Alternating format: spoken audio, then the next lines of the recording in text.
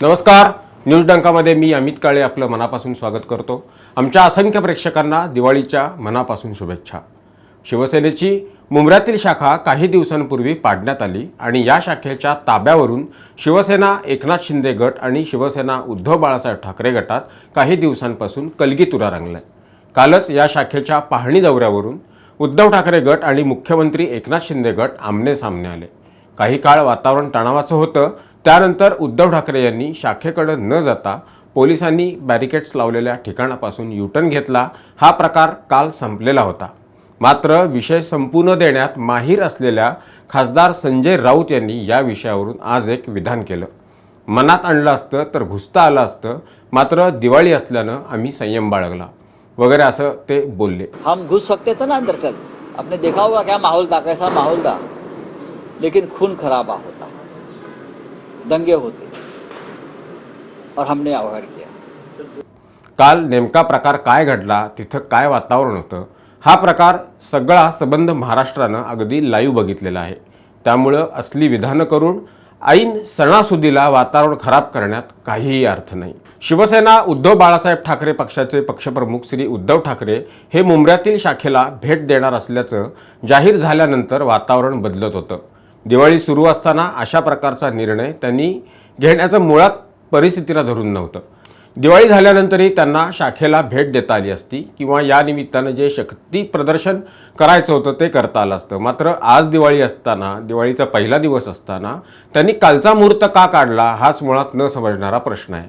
आणि त्यात उद्धव ठाकरे हे मुंब्र्यात जाणार असल्यामुळं ते केव्हा निघणार, घरातून कधी बाहेर पडणार, कुठल्या मार्गे जाणार, त्यांचं स्वागत कसं होणार, याची सकाळपासून इलेक्ट्रॉनिक माध्यमांनी केलेलं कव्हरेज म्हणजे केलेली वातावरण निर्मिती हा तर यामागचा कहर होता. ही बातमी जशी सकाळपासून सुरू होती तशी दुसरीकडं शिवसेना एकनाथ शिंदे गटातील कार्यकर्त्यांचं म्हणणं, त्यांचा या सगळ्या उद्धव ठाकरे यांच्या दौऱ्याबाबत असलेली भूमिका, त्यांचं मत हे सुद्धा माध्यमांमधून दाखवलं जात होतं.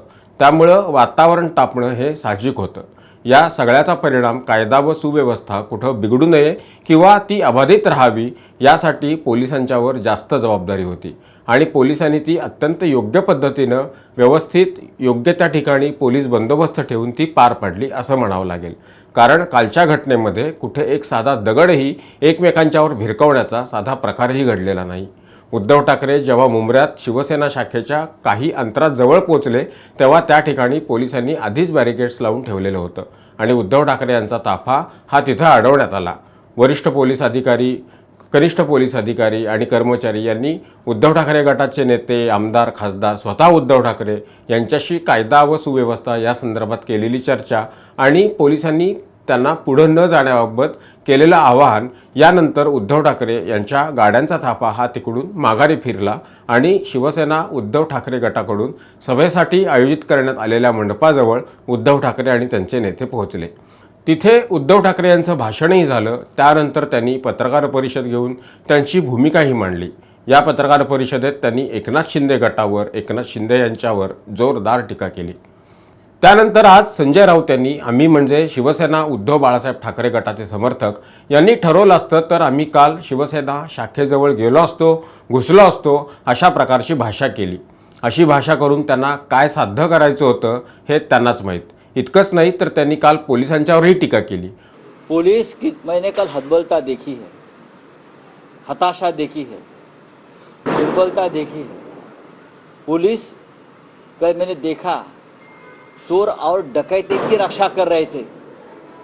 जिसने हमारे शाखाओं के ऊपर डकैती किया उनकी रक्षा के लिए पुलिस खड़े थे. ये पुलिस का काम नहीं है. तो मैं कहना चाहता हूं कि 2024 में हम सत्ता में होंगे और आप भी अपने जगह पे होंगे. पोलीस हे गुंडांना संरक्षण देतात आणि आम्हाला अडवतात असं काल ते बोलले. तसं बघायला गेलं तर पोलिसांनी काल घेतलेली भूमिका, ठेवलेला चोख बंदोबस्त आणि त्यामुळं कुठलाही अनुचित प्रकार घडला नाही किंवा तो प्रकार घडण्याकरिता त्यांनी वातावरण तसं होऊ दिलं नाही. त्यामुळं पोलिसांचं खरं तर कौतुक करणं, त्यांच्या कामाबद्दल चार शब्द चांगलं बोलणं हे तिथं आवश्यक असताना पोलिसांच्यावर खापर फोडणं हे योग्य नाही. शेवटी ज्याची बॅट त्याची बॅटिंग हे आत्तापर्यंत आपण बघत आलेलोच आहे. तसं बघायला गेलो तर श्री उद्धव ठाकरे यांच्या मुख्यमंत्रीपदाच्या काळात सचिन वाझे या पोलीस अधिकाऱ्यानं काय प्रताप केले. चक्क उद्योगपती मुकेश अंबानी यांच्या घराबाहेर जिलेटिनच्या कांड्या ठेवल्या होत्या.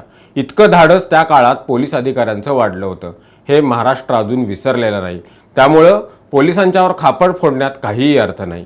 आणि अशा आज बातम्या ऐकायला मिळाल्या की उद्धव ठाकरे गट हा या शाखेच्या विषयावरून कोर्टात जाणार आहे. हीच लढाई सुरुवातीपासून जर का सुरू केली असती तर कालचा प्रकार करण्याची काहीच आवश्यकता नव्हती. केवळ शक्तीप्रदर्शन आणि तेही तिथले स्थानिक आमदार असणारे राष्ट्रवादी काँग्रेस शरद पवार गटाचे आमदार जितेंद्र आव्हाड यांच्या उपस्थितीत. कालच्या उद्धव ठाकरे यांच्या दौऱ्यात जितेंद्र आव्हाड यांचा सहभाग आणि त्यांचा एकूण त्या दौऱ्यामध्ये असलेला वावर एखाद्या कट्टर शिवसैनिकासारखा भासत होता. जितेंद्र आव्हाड यांचा कालचा उद्धव ठाकरे यांच्या दौऱ्यातील सहभाग हा येणाऱ्या काळात काही वेगळ्या राजकारणाची नांदी तर नसेल ना असा प्रश्न अनेकांच्या मनात पडलेला आहे. एकंदरीत काय तर उद्धव ठाकरे यांच्या दौऱ्याच्या निमित्तानं काहीसं वातावरण तणावाचं झालं, पण त्याची फलश्रुती काय हे मात्र काही कळायला मार्ग नाही. दौऱ्यानंतर घेतलेल्या पत्रकार परिषदेत त्यांनी एकनाथ शिंदे आणि त्यांच्या समर्थकांच्यावर केलेली टीका, पोलिसांच्यावर केलेली टीका हे तर ते नेहमीच करत असतात. पण या दौऱ्याच्या निमित्तानं त्यांनी केलेलं वातावरण निर्मिती आणि त्याचं फलित काय हे येणारा काळच सांगेल. तोपर्यंत घुसलो असतो, घुसता आला असतं अशी विधानं करण्यात काहीही अर्थ नाही. तेव्हा हा व्हिडिओ आपल्याला कसा वाटला ते आम्हाला जरूर कळवा. आवडल्यास लाईक करा, शेअर करा आणि आमचं चॅनल सबस्क्राईब करायला विसरू नका. धन्यवाद. आमचा व्हिडिओ जास्तीत जास्त लाईक करा, शेअर करा आणि आमचं यूट्यूब चॅनल सबस्क्राईब करा. धन्यवाद.